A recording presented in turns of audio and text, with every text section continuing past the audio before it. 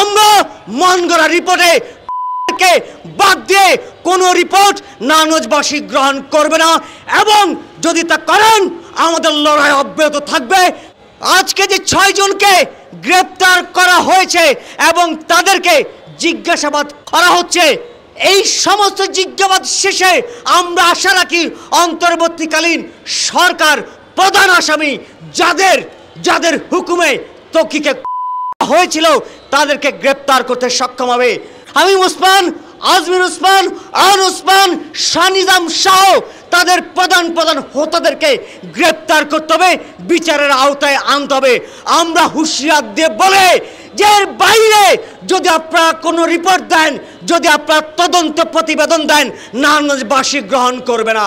আমরা এই মন গড়া রিপোর্ট গ্রহণ করব না। মন গড়া রিপোর্টের জন্য 11.5 বছর লড়াই করিনি। নারায়ণগঞ্জবাসী 11.5 বছর ধরে লড়াই সংগ্রাম জারি রাখেনি। সুতরাং অন্তর্বর্তী সরকারের কাছে আহ্বান, প্রকৃত আসামিদেরকে আপনারা বিচারের মুখোমুখি করবেন। শাহীন ওসমান, আন ওসমান, আজমির ওসমান তাদের কার কি সম্পৃক্ততা আছে সেটা উদ্ঘাটন করবেন এবং তাদেরকে এই বিচারের সাথে সম্পৃক্ত করে তৌকি হত্যার বিচার করবেন, এই আশাবাদ আমরা রাখি।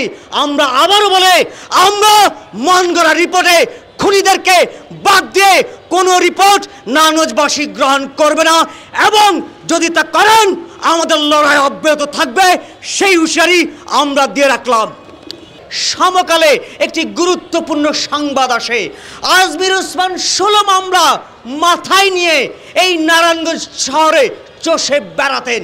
প্রশাসন থেকে শুরু করে কেউ আজমির ওসমানকে গ্রেপ্তার তো দূরের কথা, ন্যূনতম মাত্রায় জবাবদিহিতার মধ্যে আনতে পারেননি। আমরা দেখেছি 1998 সাল থেকে আজমির ওসমান একের পর এক হত্যাকাণ্ড চালিয়ে এসেছে।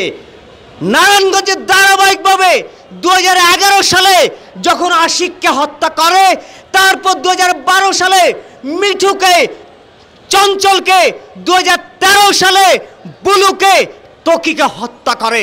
বন্ধুগণ, এই যে 13তে তৌকিকে হত্যার পরে যখন আমরা তৌকির মরদেহ ছুঁয়ে শপথ নিয়েছিলাম এই নারায়ণগঞ্জকে একটি বাসযোগ্য নারায়ণগঞ্জ করতে হবে, তৌকি হত্যাকাণ্ডের বিচার যতদিন পর্যন্ত না হচ্ছে আমরা রাজপথ ছাড়ব না।